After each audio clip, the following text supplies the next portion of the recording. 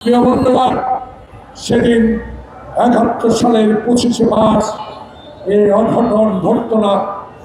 সেদিন ওর আলোচনার নামে শেখ মুজিবের সাথে ভুট্টু গঙ্গেরা অস্ত্র নিয়ে আসলো, সেনাবাহিনী নিয়ে আসলো।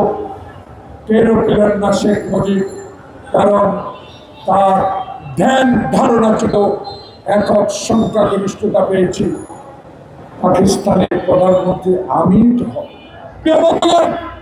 সেই দল আওয়ামী লীগ, যেই দল কোনোদিনও মানুষের অধিকার, মানুষের স্বাধীনতার প্রতি বিশ্বাস ছিল না, আপনাদের ১ বছর অতিক্রান্তর পর বিভিন্ন অভিযোগ দাবি দাওয়া নিয়ে সড়ক অবরোধ করছেন।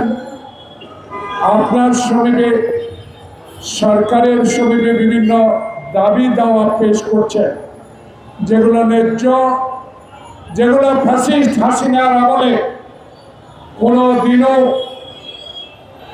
এই দাবিগুলো আদায় করতে পারেন নাই। আজকে তাদের মনের খুব দুঃখ।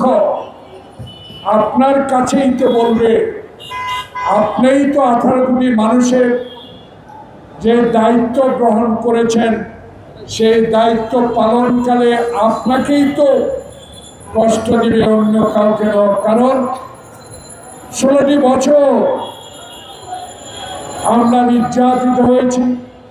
১৬টি বছর পার্শ্ববর্তী একটি দেশ ভারত কর্তৃক নিয়ন্ত্রিত হাসিনা সরকার বাংলাদেশের সকল সম্পদ লুট করে, বাংলাদেশের ইতিহাসকে বিলুপ্ত করে, বাংলাদেশের সংস্কৃতিকে ধ্বংস করে, বাংলাদেশের সেই সংবিধানকে তছনছ করে দিয়ে তার পিতা যখন একদলীয় শাসন ব্যবস্থা কায়েম করেছিলেন, হয়তো এখন কিছুটা দূরত্ব হতে পারে। আমি আবেদন জানাবো, একজন মুক্তিযোদ্ধা হিসাবে বাংলাদেশের কে ভালোবাসেন, বাংলাদেশের মানুষকে ভালোবাসেন, আসুন হাসিনার কথা বলে আমরা সরকারে যেতে চাই না।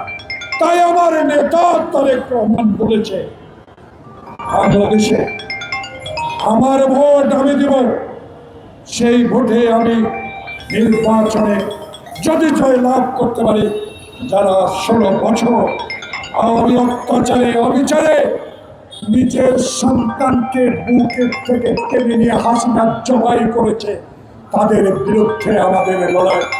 বন্ধুগণ, আমি মন্ত্রী চাই না, এমপি চাই না,